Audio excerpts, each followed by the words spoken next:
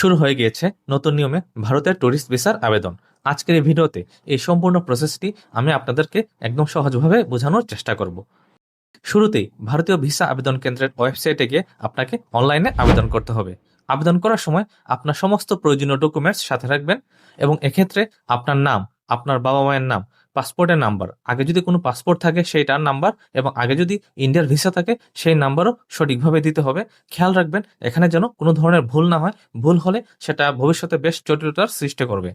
এবং একই সাথে আপনার সদ্য তোলা একটি 2 ইঞ্চি বাই 2 ইঞ্চি রঙিন ছবি, যেটা ব্যাকগ্রাউন্ড হতে হবে সাদা, সেটাও আপনাকে আপলোড করতে হবে। তো এই সমস্ত ডকুমেন্ট সাথে নিয়ে অবশ্যই আপনি প্রিপারেশন নিয়ে একবারে অনলাইনে আবেদনটা শুরু করবেন। আবেদনপত্রের এইসব তথ্যের সাথে আপনার স্থায়ী ঠিকানা এবং বর্তমান ঠিকানার তথ্য একদম সঠিকভাবে দিবেন এবং বর্তমান ঠিকানা প্রমাণস্বরূপ যে ইউটিলিটি বিলটা দেবেন, যেমন গ্যাস বিল কিংবা পানির বিল যেটাই দেন না কেন, সেটা ঠিকানার সাথে আপনার বর্তমান ঠিকানা যেন হুবহু মিলে যায় সেটা খেয়াল রাখবেন।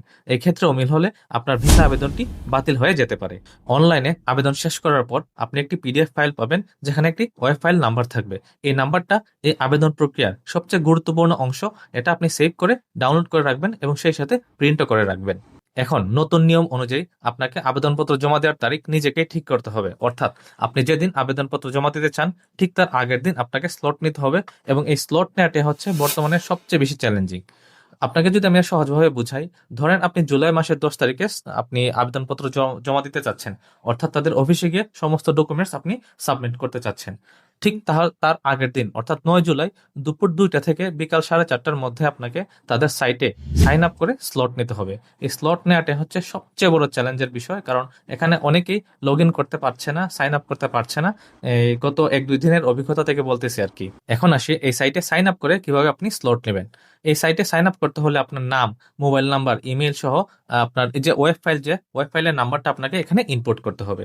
আপনার মোবাইল এবং মোবাইল নাম্বার এবং ইমেইলে 2টা ওটিপি যাবে। এই 2টা ওটিপির মাধ্যমে এখানে ভেরিফিকেশন হবে। তারপর আপনি এখানে সাইন আপ করতে পারবেন। সাইন আপ করার পর তারা আপনাকে একটা এই আইডি এবং একটা পাসওয়ার্ড দিবে, যেটার মাধ্যমে আপনাকে লগ ইন করতে হবে। তারপর আপনার সাইন আপটা সম্পন্ন হবে। তবে একটা বিষয় এখানে খেয়াল রাখবেন, এখানে আপনার সমস্ত ডকুমেন্টসের যে তথ্য, অর্থাৎ আপনি আবেদনপত্রে যেসব তথ্য দিয়েছেন এবং বর্তমান এখানে যে তথ্যগুলো লিখবেন সবগুলো যেন একদম হুবহু হয়, কোনো ধরনের তথ্যের গরমিল না হয়। তথ্যের গরমিল হলে তারা আপনাকে কোনো স্লট দিবে না।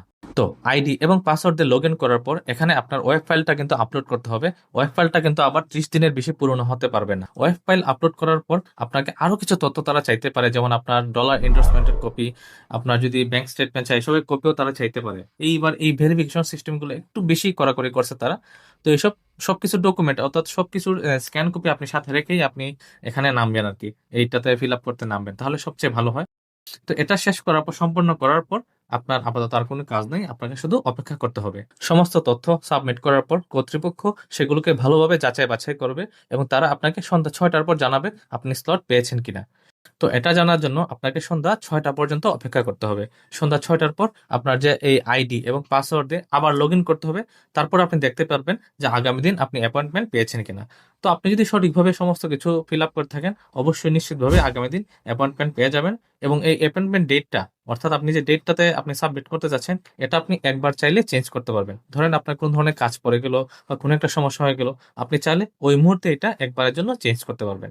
তো অ্যাপয়েন্টমেন্ট ডেট যখন আপনি লক করবেন, লক করার পর আপনাকে পেমেন্ট করতে হবে।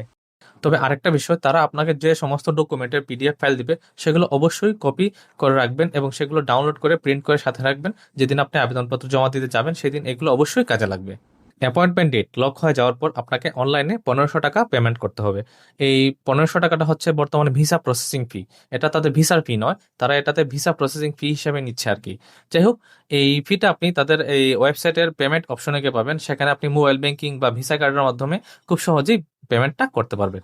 এবং পেমেন্ট করার পর যে স্লিপটা পাবেন সেটা অবশ্যই আপনি ডাউনলোড করে কপি রাখবেন এবং সেটা আপনি যেদিন আবেদনপত্র জমা দিবেন সেটা সাথে করে নিয়ে যাবেন।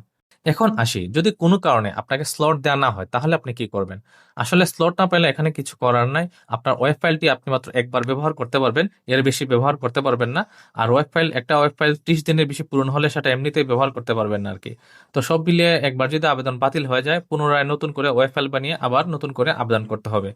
তো বর্তমানে যে ভিসা প্রসেসিংটা এটা আমার কাছে বেশ জটিলই মনে হচ্ছে, বিশেষ করে এই যে স্লট পাওয়ার বিষয়টি। এখানে অসাধু ব্যবসায়ীদের জন্য আপনার স্লট পাওয়াটা খুবই কঠিন হয়ে যাবে। তারা চেষ্টা করবে এই সময়টাতে সমস্ত স্লটগুলো তাদের নিজের আয়ত্ত নিয়ে নেওয়ার। তো এই ক্ষেত্রে এই ঝামেলাটা যদি উত্তীর্ণ হতে পারেন, আশা করি আর কোনো ধরনের সমস্যা হবে না। সম্পূর্ণ মানে খুব সহজেই আপনি ভিসা পেয়ে যাবেন। আশা করি পুরো প্রসেসটি আপনাদেরকে আমি সহজভাবে বোঝাতে পেরেছি। আমি একটু শর্টকাটে কোনো ধরনের সময় ক্ষেপণ না করে একদম সিম্পল ভাবে বোঝানোর চেষ্টা করেছি। 15-20 মিনিটের লম্বা ভিডিও আমি ইচ্ছা করে বানাইনি, হয়তো বানালে আরো একটু স্লোলি আরো একটু সহজভাবে বোঝাতে পারতাম। তো আপনারা কমেন্টে জানাবেন যদি কোনো বিষয় না বুঝে থাকেন, আমি অবশ্যই আপনাদেরকে উত্তর দিব। আর আপনারা যদি এই ভিসা আবেদন প্রসেসটা দেখতে চান সেটাও কমেন্টে জানাবেন, সেটারও আমি একটা ভিডিও ইনশাল্লাহ ভবিষ্যতে তৈরি করব।